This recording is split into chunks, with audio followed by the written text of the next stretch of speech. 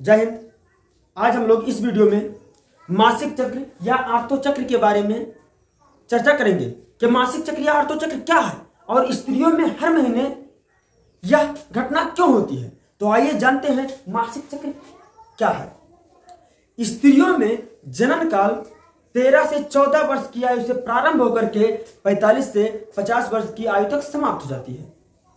यानी जनन काल के दौरान ही स्त्रियों के अंडाशय से हर महीने एक अंडा परिपक्व होकर के अंडोत्सर्ग होता है। यानी स्त्रियों में 2 अंडाशय होते हैं। कितने अंडाशय होते हैं जी? 2 अंडाशय होते हैं। दोनों अंडाशयों में से क्रमबद्ध तरीके से एक एक अंडाशय हर महीने में क्या करता है, एक अंडे को परिपक्व करके उसका अंडोत्सर्ग यानी फिलिपिन नलिका में भेजती है। मान लेते हैं जनवरी महीने में ये वाला अंडाशय क्या करता है, एक अंडे को परिपक्व करके अंडोत्सर्ग क्रिया करता है, तो फरवरी में ये वाला अंडाशय करेगा। यानी क्रमबद्ध तरीके से दोनों अंडाशयों में से एक एक अंडाशय से क्या होता है, हर महीने एक एक अंडा परिपक्व होकर के फिलिपिन ट्यूब में जाता है निषेचन करने के लिए तथा भ्रूण को विकसित करने के लिए। उसके बाद में क्या होता है, इसी समय क्या होता है, गर्भाशय की दीवार में क्या होता है, विशेष प्रकार की परिवर्तन होती है। यानी यह हम कह सकते हैं कि गर्भ को धारण करने के लिए गर्भाशय की दीवारें तैयार होती हैं, बनकर के तैयार होती हैं। ठीक है।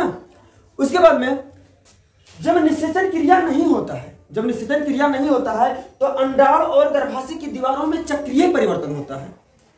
आगे हम जानेंगे चक्रीय परिवर्तन क्या है, अभी जानते हैं।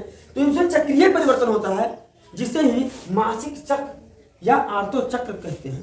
यह क्रिया हर महीने होती है। मासिक चक्र का जो समय होता है वह औसतन 26 से 28 दिन होता है।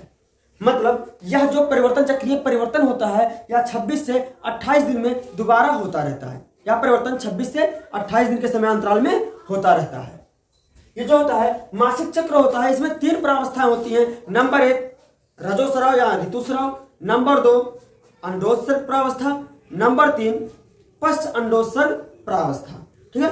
तो पहले क्या होता है, पहले रजोस्राव जो होता है यानी ऋतुस्राव जिसे कह सकते हैं, इसमें क्या होता है, जब अंडे का निषेचन नहीं होता तो इस समय क्या होती है, जो तैयार हुई गर्भाशय की दीवारें जो होती हैं और अंडाणु ये क्या करती हैं, टूट करके, यानी इनका कोई काम नहीं रह जाता है, ये टूट करके योनि मार्ग से रुधिर और म्यूकस के रूप में बाहर निकलती हैं। इसे ही कहते हैं ऋतुस्राव। यह क्रिया 1 से लेकर के 5 दिन तक होती है।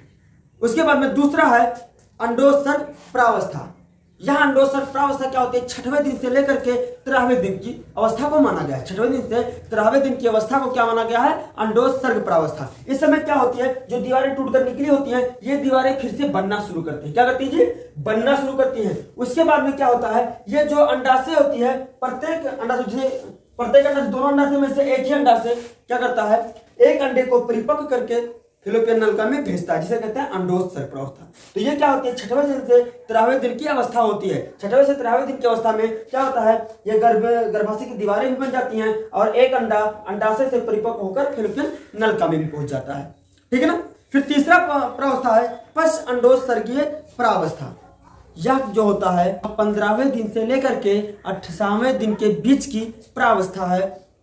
इस समय क्या होता है, स्त्रियों में जो होता है प्रोजेस्टेरॉन की मात्रा उच्चतम सीमा पर होती है तथा इनके गर्भाशय जो दीवार होती है इसमें रुधिर का परिवहन अत्यधिक होता है ना। इसमें रुधिर का परिवहन अत्यधिक होता है।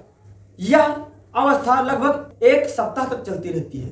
ठीक है ना। उसके बाद में जब इस अवस्था में इस 1 सप्ताह में जब निषेचन क्रिया नहीं होती है, उसके बाद में क्या होता है, फिर वही क्रिया होती है कि ये अंडाणु और गर्भाशय की दीवार का कोई काम नहीं रह जाता, फिर रजोस्राव या ऋतुस्राव होने लगता है। यह क्रिया हर महीने में होता रहता है। इसी को कहते हैं मासिक चक्र या आर्तो चक्र। ठीक है ना, समझ में आया।